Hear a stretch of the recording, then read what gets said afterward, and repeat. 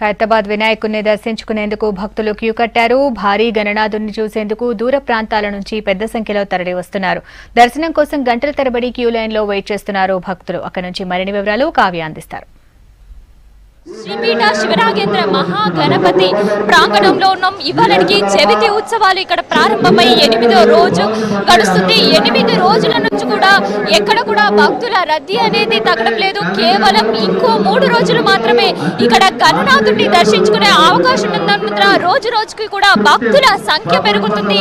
ఎక్కడెక్కడో దూర ప్రాంతాల నుంచి కూడా ఖైరతాబాద్ గణనాథుడిని దర్శించుకోవడానికి భక్తులు క్యూ లైన్ లో వెయిట్ చేస్తున్నారు. అయితే భక్తులతో పాటు ప్రముఖుల రద్దీ కూడా ఖైరతాబాద్ గణనాథుడికి పెరిగిందని చెప్పొచ్చు. మరో పక్క ఇంకో 3 రోజుల తర్వాత ఖైరతాబాద్ గణనాథుడు గంగమ్మ ఒడికి చేరే ఘట్టానికి ఇప్పుడే నిమజ్జన ఏర్పాట్లు కూడా అధికారులు చేస్తున్నారని చెప్పొచ్చు. ఇప్పుడు 62 సంవత్సరాల నుంచి కూడా ప్రతి ఏటా అధికారుల అంచనాలను తలకిందులు చేసేలా భక్తులు ఆ స్వామివారిని దర్శించుకోవడానికి వస్తుంటారు. ప్రస్తుతం మనం క్యూ లైన్ లో ఉన్నాం. భక్తులతో కూడా మాట్లాడే ప్రయత్నం చేద్దాం. మీ పేరేంటం? లావణ్య, జనగాం నుండి.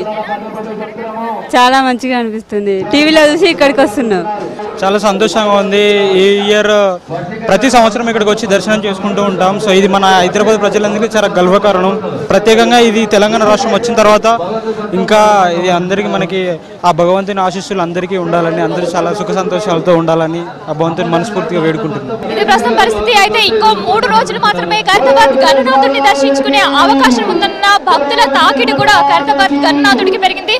మరోపక్క వాతావరణం చల్లబడి చిన్న చిన్న చిలుకులు రాలినప్పటికీ కూడా ఆ వర్షాన్ని సైతం లెక్క చేయకుండా భారులు తీరుతున్నారు భక్తులు. ఖైరతాబాద్ గణనాథుడిని దర్శనం చేసుకోవడానికి దాదాపు 1 గంటన్నర సమయం పడుతుందంటే భక్తుల తాకిడి ఏ విధంగా ఉందో మనకు అర్థమవుతుంది. ఇది ప్రస్తుతం ఖైరతాబాద్ లోని పరిస్థితి.